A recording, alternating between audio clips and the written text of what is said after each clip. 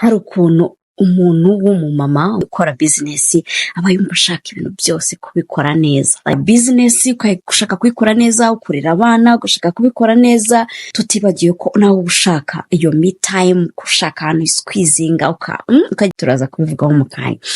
Ariko hari igihe getting out of control. That's the truth. Uko tubyifuza ntabwo burya ariko bigenda. But don't worry, I got you.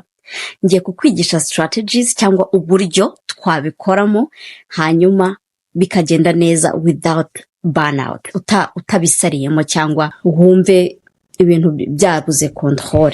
Ngewe ndi Clarisse, your host, nejejwe no kuganira namwe uyu munsi aho muri hose rero, mu modoka, mu gikoni, mu kazi kanyu cyangwa kabandi.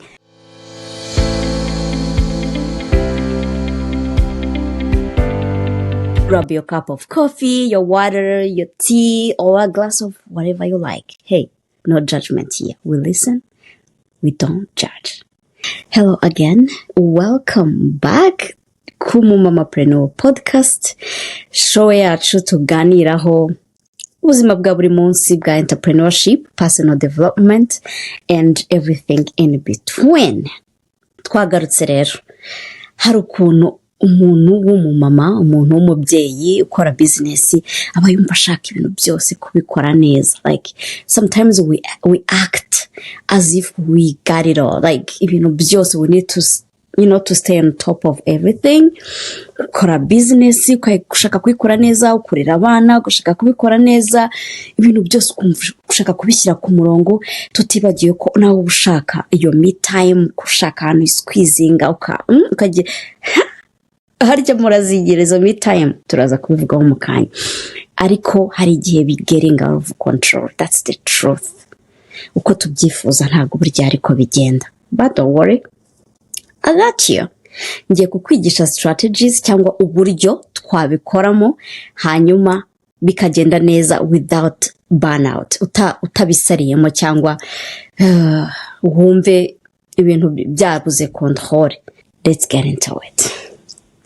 Okay, so mamas, do you sometimes feel like the struggle is real? Niko bimeze. Ndiana kukubwira ngo the struggle is real. Umunota wa mbere you act as if you are professional. Urumva hari igihe mba numva reka ngiye nivuge, reka mba ubuhamyamo gakeya. Hari igihe mba numva ndenze byatari, ndi kumva ndi umu professional, nkibona ndi ku Zoom calls, ndimo kudiringa ama deal, ndi kuvugana n'abantu, nkumva nyine ndi kuri rwa rwego nyine. Like sometimes I feel like I'm a CEO. Undi munota ukurikiyeho, when the kid is screaming in a background, ariko kubaza ngo urundi rukweto rwanjye ndarubuze. You feel that? Nukuvuga ngo uhita uva muri mood ya CEO ukajya muri mood y'umubyeyi, nawe sometimes uri frustrated. Kwa kundi nyine uba wumva gusa nk'uyu mwana ntagabona ko ndi mu nama. Icyo bita work from home. Njyewe ikintu cya mbere numvaga kirenze ni work from home, ndi mu rugo. Maybe abumvise podcast ya like episode yanjye ya mbere, I was so happy kuva mu kazi nkajya mu rugo full time running business. Numva nyine ko mu rugo nibyo bintu bitwika nyine, ngiye kuzajya none mbikora neza, nta kujya muri office. I control my time, I got everything, my kids bose in order and everything. But guess what? Ndakubwiza ukuri, when they say work from home, it means work from home. Urumva utangira kuba uri muri kano, agahita haza kano kubera kuri mu rugo, ukajya wumva ibintu byose wabikontorora at the same time. Ariko ntago bikunda, sometimes ntago bikunda. Urumva especially twebwe diaspora moms, ndi kuvugira ba mama baba immigrant kuko ndiwe nicyo kintu cya mbere mbona challenging. handi uvuga uti I can do this, ngiye bino nabitunganya nkabigira donc nkagira icyo ngeraho, ariko iyo ugifite abana batoya biragora. Ahantu tutagira grama uri hano hafi, shout out ku bantu bafite abagrama hano mu bubahe, ukamubwira uti ndebera umwana gatoya hari akadiro nshaka go closinga, nta auntie nta uncle nta nothing, nta mukozi shabana yacu mama, niba ibyo byose ubikora nta na kimwe ufite, nta help, umva congratulations. The struggle is real, ariko we have to stay on top of this. Ntabwo tugomba kuruzinga balance. We need to do this. We can do it. Ntabwo uri wenyine. Hanyuma rero ikindi urumva hari ukuntu noneho uba uri mu gihugu utazi na wagwana niko babyita, utazi what's going on. Reka mbaho urugero, you don't even know legal systems zahanga zijyanye na business. Uraha gufungura LLC, paperwork zazo, gusoma ibintu nyine ntago biba bimeze nka kwa kundi ujya muri RDB wenda ugiye kuregistaringa business yawe uri i Kigali cyangwa ku irembo.com ukabivuga mu rurimi wumva, ukadiringa n'abantu mwumva ibintu kimwe, the culture is the same and everything, gusobanuza abyumva vuba kuruta uko you know. Hano rero urabanza bikagucanga, ubu ufite ubwo hari ikintu cy'icyoba kikuzamo ukavuga ati bino bintu ndabifiringa guteza paperwork, warifunjije nabi, ese bamfunze, ese RS harya ni Rwanda Revenue yacu yalo. Urumva legal documents hano ntabwo like iyo uri gutangira ibintu mu gihugu kitari cyawe mani biragora byatari, ubu ufitemo ikintu kikanga ukuntu. Niyo mpamvu nyine abantu twese hano tudakora business, ntabwo ari kuvuga ko ari twenjiji, ntabwo ari kuvuga yuko wenda ari twe tudafite igishoro you know. None se kuki Mateus yuzuye cyangwa se za quartier commercial and everywhere mu Rwanda nyine abanyarwanda ubona bose business zivibing, hano tuba turi mu mashift. Ntabwo ari kuvuga ko nta bandi bantu bari business oriented, ntabwo ari kuvuga ko hano hari abantu badafite cash bashora, ariko gutinya ko utari ku understanding a system ukavuga ati na watereka mbigendemo gake. So nabyo nyine biratucanga tu, usanga bikudendezamo gake kugira ngo ubashe gufiting in muri marketplace ya business za hano muri US especially. Ubwo ndi kubwira abantu bari muri US ariko n'aba diaspora bose aho bari muri rusange, igihugu kitari cyawe ntabwo kibari cyawe, bigusaba energy nyinshi kugira ngo understanding ino market kuruta kuba wabikora uri wacu. So nuko rero, but we can make it work. Urumva, don't worry, we can make it work. Nta mpamvu yo kugira ngo ducike intege, ntago niba bandi barabikoze natwe turabikora. Nta kintu kitagira formula. Urumva, ikintu cyose umuntu yakoze formula yakoresheje nawe wayikoresha, wayikopera, slidinga muri DM ukamubwira ati wowe wabigenje gute, akakubwira ati ni gutya. No kunywa nka coffee nka gutya nabyo bigira formula. Cheers by the way to today's wins, to today's achievement. Nagaki kantari wakoze uyu munsi twa celebrate. Let's celebrate that one. Okay. So ikintu cya mbere rero ngiye kubabwira tips and tricks on how to balance it, or at least pretend that it's balanced. Tip number 1, no structuringa your calendar. No kumenya calendrier yawe, ukavuga uti ibi bintu bimeze gutya, ukabipanga ku munsi nkuko boss wawe aguhereza umunsi kakubwira ngo bino bintu urabikora gutya. Rero kubera ko twamenyere abakoresha kwikoresha biragora, so ugomba kwishakamo ubwo bubossi ukibosinga ukipangira akazi, you know, ukipangira akazi ukagashyira kuri gahunda, ukitinya nkuko utinya umukoresha wawe ukavuga ati yewe we Sublime aranyica nisha akazi niba ntarimo gukora ibyo nakagombye kuba ndi gukora, you know, nyine n'ukwikoresha. Ukapanga schedule yawe neza, ukayivanga na gahunda yawe yo mu rugo n'abana, hanyuma byose ukabihereza time. Tip number 2 nababwira, set dedicated work hours. amasaha yawe y'akazi uyapange neza. Njyewe personnellement mpanga akazi bitewe na schedule y'abana. So iyo bagiye ku ishuri mitamenya yuko niho akazi kanjye gatangiye. That's when I do the business work, that's when I do the content creation, nibwo ndi codinga, kubera ko urusaku rwabo se wari codinga gute, you know. So nawe uzajya umenya ati njyewe nkurikije situation ndimo, hano niho bimfasha, hano niho bimfasha. Ikindi nuko ugomba kumenya ngo muri ayo masaha y'akazi are you really focused. Nago ari ya gahunda yo kuvuga ngo ndi mu kazi ariko ntago uri mu kazi, you know. Make sure ko iyo time ubonye uyibyaza umusaruro. Reka tuvuge nk'umuntu ufite akana gato yakagifata nap, sibyo? Amasaha yawe umwana ari muri nap niyo amasaha agombye kuba urimo gukora byataye, kubera yuko nta yindi time uri buze kubona. So umwana nabwo niba abyutse rero, umwana nawe muha attention. Kuri njyewe rero nanjye nimba badahari, that's my work time. Niba bagarutse, that's their time. I do not want to mix all things together. Kuko abana bakubura na business kakubura ugahora nyine ucanganya ikiyo utazi ibintu urimo, you know. Ikindi navuga nuko it's okay to ask for help, you know. Ni icya gatatu nyine, like delegate, urumva, cyangwa find assistant, cyangwa udelegating, you know. Learn to ask for some help. Yaba umupartner wawe mu bana, ikintu ubona yagufasha, yagukorera, nawe mu gihe uri kubyaza umusaruro ikindi kintu wamubwira uti nkorera ibi ngibi, cyangwa se ni nawe uzi kubikora neza kukurusha. Let's be honest, hari igihe twihambira ku bintu tudashoboye ngo turi kubyiga, ukabyihambaho ntunabikore neza, kandi hari umuntu wakugombye kuba akabikora iminota 20.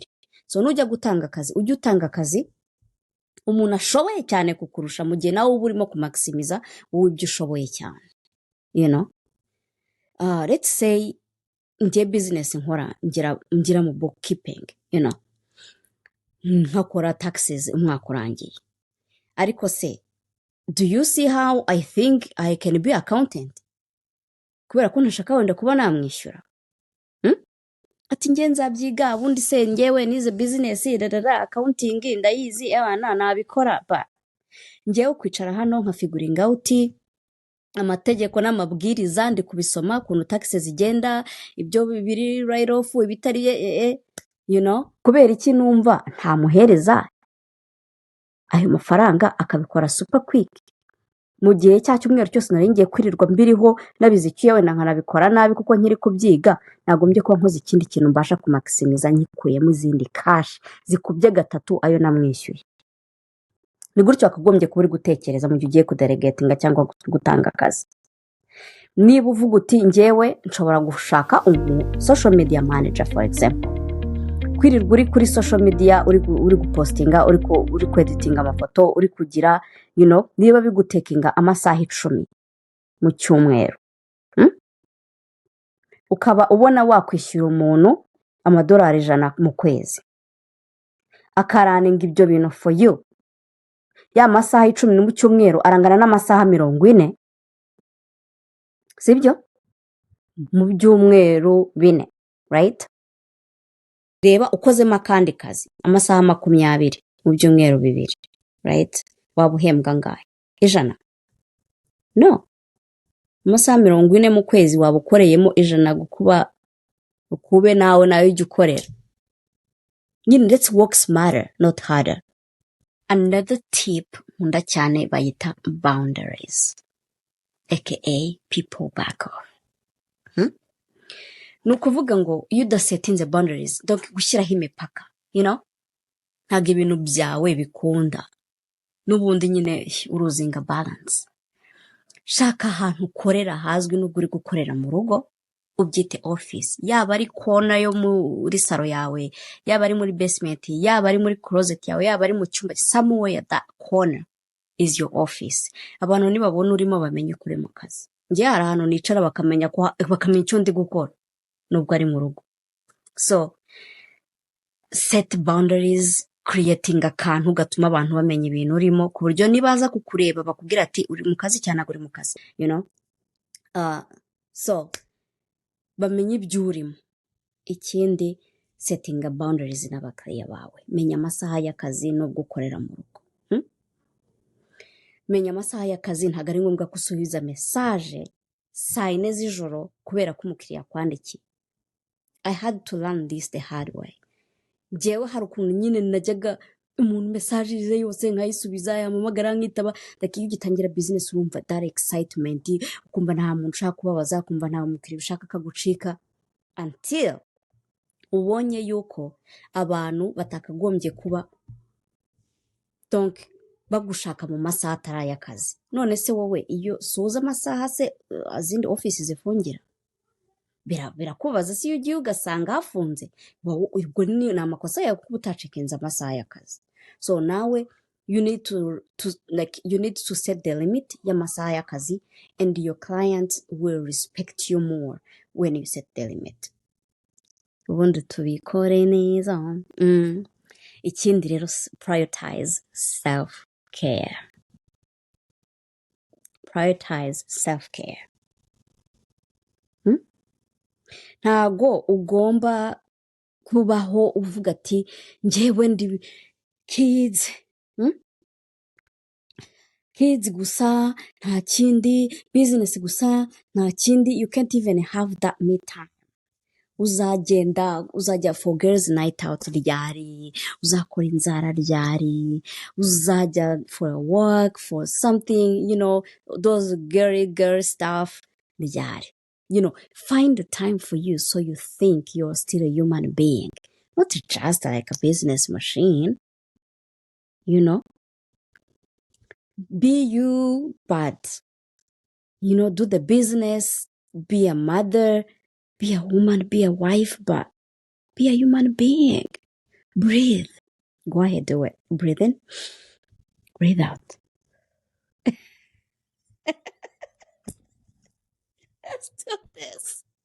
Let's do this, mamas. Kadufindinga ku gatime kacu mu gihe twamaze kudelegatinga abantu, dufite team dusupportinga, natwe dushakemo two tunota two kubaho. You know what I mean? If Beyonce can do it, we can do it too. Ubwo muransetse rero. I know, yeah. Beyonce can do it kuri level yiwe. Wenda abo bantu ahayaringa aba babysitter babishyira wenda $5,000 ku isaha, ntago mbizi. Aba assistant be wenda bayimbi $20,000 I do not know. Ariko kuri level yanjye nawe, uwo wakwafodinga nawe ni team yawe. Ask your friend mu switching abana, that's your team. She can do it. Kugira ngo nawe are relaxing, we can do it too. Let's find our team. Let's find our people. Kuri level yacu, let's do it. Repeat after me. Asking for help is okay. Okay? Okay. Hanyuma rero, akandi kantu kanyuma, reka dutryinge ku automatinga ibintu. Let's try to automate stuff. Niba utabonye abo ba helpers, niba utabonye assistant, niba utabonye ababisira, niba utabonye, can you automate as much as you can? Automatinga invoices zawe, umuntu najya kuri website abashe kugetinga invoices super quick. Automatinga social media zawe, uscheduling social post ku isaha, ku munota nihagera posting, then when uraza kujyaho later for 10-15 minutes a day, you check umuntu wa reacting, and that's it. Ureba umukiriya, that's it. And again, there is so much you can do, but mamas, ntago naguma hano, tuzakomeza tuganira. Iki kiganiro rero niba wagikunze, uze gushaka undi mu mama preneur wacyoherereza. Ikindi, kora subscribe, like, iyo munkunze na algorithm ya YouTube irankunda, so show me some love. Nina love month. Happy Valentine's Day in advance. It's tomorrow, so muzaryoherwe.